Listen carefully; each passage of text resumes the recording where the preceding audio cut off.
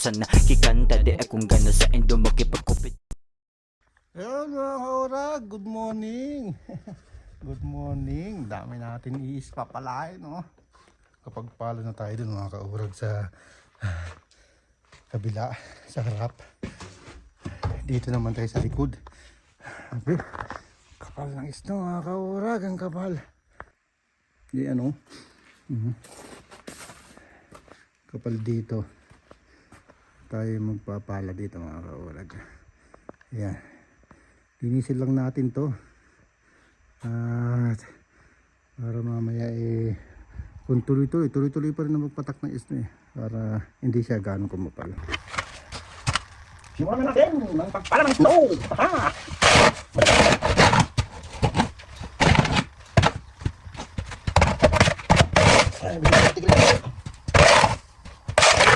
Buti ang hirap, pinigil na yung ano, yung pag-isno, pinigil ng konti. Pero napatak pa rin ng mahina. Pinigil na.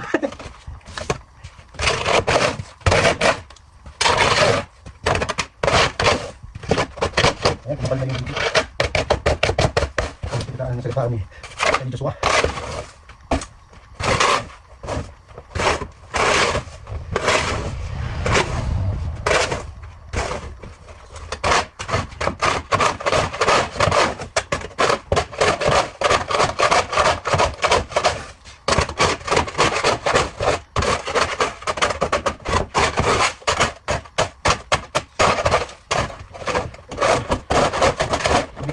Kung bigas, balik na sa kasaan ng sakyan. Pero dapat hindi siya matigas kasi pag ito yung nag-bigas ng gusto, madalas to, pinatahan tayo dito.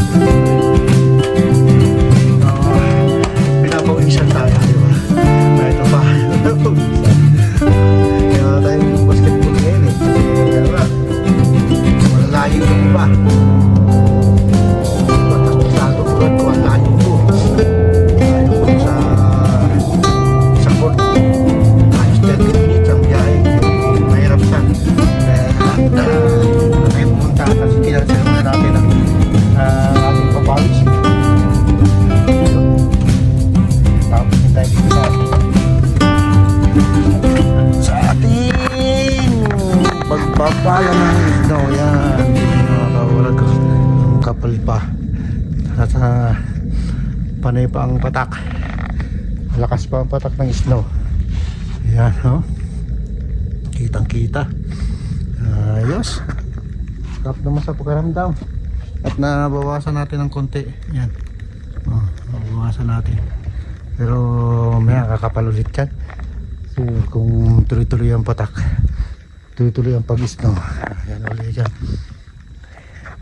Kakapal ulit. Yan, dito yan, 6 na buwan niya mga kaurag dito sa Canada. 6 na buwan namin titiisin ang pag-snow. Okay, 6 na buwan ang winter, tapos ang summer halos 4 na buwan lang o ano, ngayon na naman lalamig na agad. Isang buwan lang nga yung summer, August lang.